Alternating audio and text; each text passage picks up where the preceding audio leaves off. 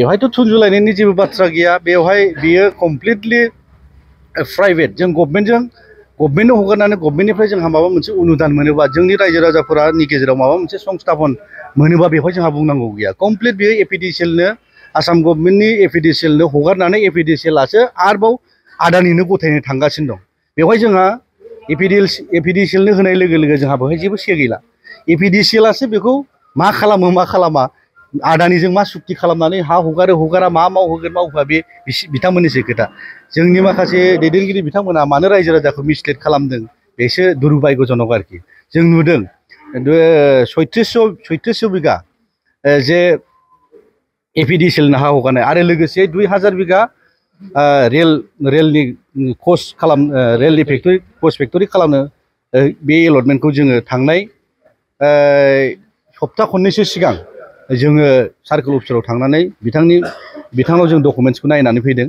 बेवहाय नुदों जोङो थांनाय एप्रिलसे भुल जायाबा आरोखि एप्रिल मासनि 19 तारिखआवनो बिथांमोनहा बे हाखौ आं जे हाखौ मख'दों, गिबियाव आं जे हाखौ मख'दों, बे हानि बिबांखौ बिथांमोना थांनाय 19 तारिख एप्रिलावनो बिथांमोना एलटमेन्ट होनानै दोनदों। दुर्भाग्यजनक कुनु रायजो राजाफोरनि कुनु दल संगठननि मतामत लायाजासेनो बिथांमोना एकदम सुप्रिम पावार बाहायनानै बिथांमोना मोनायावनो बहाबा लेन्ड एडभाइजारि बर्ड जिरायहोनानै बिथांमोना बे हाखौ एलटमेन्ट होदों होननानै जोंनो सार्कोल अफिसारनि खुगानिफ्रायनो जों बेखौ खुद खोनानानै फैदों। आरो जों डकुमेन्ट्सखौ लाबोदों, मेपखौ लाबोदों। इभेन मेपखौ सार्भे खालामाबालानो बिथांमोना ड्रनजों सार्भे खालामदों होननानै बुंदों। मेप सुद्दायैनो आखिनानै दोनखाजोबनाय, खिन्थु इभेन बिसोरो साइडआवनो थांनोनो हायाखै, सुहैनोनो हायाखै। सुनायनि सिगांनो बिथांमोना बेखौ मेप खालामनानै एलटमेन्ट होनानै दोनदों आरोखि। दिनै देबोरगाव ब्लक बिपिएफनि अफिसाव जोंनि गिबियाव जोंनिनो खामोन बिथांमोना जे माबा मोनसे भुल बुजाबुजिनि गेजेरजों बिथांमोना जोंनि बिपिएफ राजनितिक दोलोखौ नागारनानै बिथांमोना थांदोंमोन। दिनै बिथांमोना जोंनि बिपिएफ राजनितिक दोलोआव फिन जयनिं जाफैफिनबाय। बिथांमोनखौ आङो क'क्राझार इउथ बिपिएफनि जानानै बा समस्त बिपिएफ राजनितिक दोलोनि जानानै बिथांमोनखौ गोरबोजों बरायदों आरो आसा खालामदों बिथांमोननि जोंनियाव जगदान होनाया निस्सय फैबाय थागोन समाव बिपिएफ राजनितिक दोलोखौ जों जेरैबायदि पजिसनाव दंमोन बेनिफ्राय गोख्रोंसिन खालामनो हागोन होननानै आं मिजिंथिदों आरो आसा खालामदों।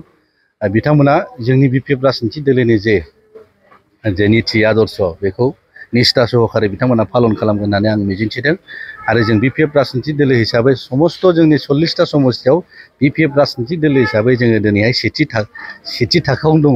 आरो जोङो बिपिएफ राजनितिक दोलो हिसाबै रायजो राजानि अनसायनाय लानानै जोङो बिपिएफ राजनितिक दोलोआ फिन खेबसेबाव 2025नि जे सेप्तेम्बराव जानो गोनां जे बिटिसिनि इलेक्सन, बेवहाय रायजो राजाया जोंखौ सायख'नानै फिन खेबसेबाव हाग्रामा महिलारि सारखौ बे सिटनि गादियाव बसायफिनगोन, बे 100% रोखा।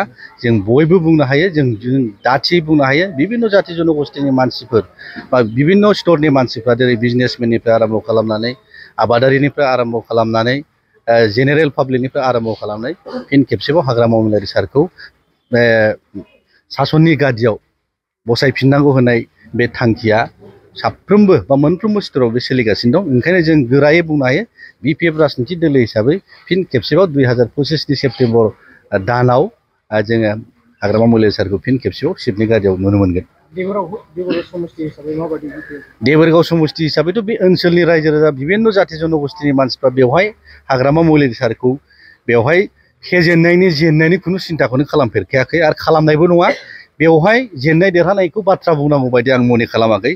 जोङो बे क'क्राझार ओनसोलाव बा देबोरगाव समस्ति हिसाबै जोङो बिराद अत'पथ' जरित दङ। बेवहाय जेननाय देरहानायनि जेबो प्रश्न गैया। गुबुन दोलोनि मानसिफ्रा होनबाय थादों बेवहाय हिनजाव होबानो फेजेननो हागोन बा बेवहाय हिनजाव माहारिखौ गेलेहोनानै हाग्रामा महिलारि सारखौ फेजेनगोन होननाया बेहाय मिसा खोथा। बे ओनसोलनि रायजो राजाया गोसोआव थि दंखायो, जेब्ला इलेक्सना फैयो बेवहाय हाग्रामा महिलारि सारखौ देरहानानै सिटनि गादियाव बसायफिनगोन, बे 100% रोखा। आरो जेननाय देरहानायखौ लानानै बेवहाय सोरबा दान्थे बिदान्थे खालामदोंबा बियो मुर्खनिसो खामानि जागोन आरोखि। बेवहाय जों गोरायै बुंनो हायो बिभिन्न जाति जनगोष्ठीनि मानसिया हाग्रामा महिलारि सारखौ फिन खेबसेबाव बेवहाय बिजाथि महरै सायख'गोन। आरो बिटिसिनि शिबनि गादियाव बेखौ फिन खेबसे फज'फिनगोन मिनिंलेस जोङो हाग्रामा महिलारि सारा हय नुजाहैयाखै आं बेखौ सिखार जायो खिन्थु जों नुजाहैदों जों नुजाहैबाबो जों नुजाहैनाय सत्तेयावबो जों नुजायै बायदि खारन बिथांमोना जों अपोजिसन राजनिति दोलोनि MCLA फोरनो खुनु मोनसे किनसितबो बिथांमोना जोंनो खामानि मावनो होआ दिनै बिथांमोना अनसाय बिथांखिनि खोथा बुङो बिथांमोना अनसाय सोरां बिथांखि आरो मानिबा सेल्फ हेल्प ग्रुपनि बाथ्रा बुङो बिथांमोना सुपार 50नि खोथा बुङो बिथांमोना आरो गुबुन गुबुन IBSनि खोथा बुङो बिथांमोना खिन्थु जों एसेम्ब्लियाव बाहागो लासेयावबो जोंनो दिनैसिम रायजो राजाफोरनि खामानि मावनो बा रायजो राजाफोरनि सुजुग सुबिदानि थाखाय खामानि मावनो बिथांमोना 50 लाख जे जोंनो बाजेट होयो बेनि बादै खुनु मोनसे खामानि जोंनो बिथांमोना मावनो सुबिदा होआ दा थांनायजों थाङैजों एखे खोथा ओंखायनो हाग्रामा महिलारि सारा एसेम्ब्लियाव थाङाखैबाबो बाहाय माबा मोनसे खथि जादों रायजो राजाहा खथि जादों आं बेखौ मने खालामा मानो होनोबा जोंनि आखाइजों खुनु पद्दायबो बे अपोजिसननि आखाइयाव थाइसे थाखाबो बिथांमोना गथायाखै मोनसे स्किमबो गथायाखै होमबा थांनाय थाङैनि मा जुक्ति दं होननानै आं सानदों आरोखि दासिम नोंथांमोना साननानै नैबे देबोरगाव BPFआ देरहागोन होनना बेथ' 100% रोखा बेवहाय बे ओनसोलनि रायजो राजाफ्रा हाग्रामा सारखौ खुनु पद्दायबो फेजेना आरो खुनु पद्दायबो सोरबाया सिन्था खालामनांबा बे सिन्थानिफ्राय फेजेननो हागोन बा फेजेनगोन होननानै सिन्था खालामनायाव बे गोजानाव थानायासो दरखार दं होननानैसो आं सानदों बाहाय खस्थ' खालामनानै गोलोमदै गला होनानै थाखा खरसा खालामनानै जेबो लाब गैया बे ओनसोलनि रायजो राजाया बे ओनसोलनि रायजो राजा बार दै अर अख्रांजों बे BPF राजनिति दोलोआ दाजानाय बिभिन्न जाति जनगोष्ठीनि मानसिफ्रा BPF राजनिति दोलोखौ मोजां मोनो आरो फिन खेबसेबाव BPF राजनिति दोलोखौ सरकाराव लाबोफिनगोन बे 100% रोखा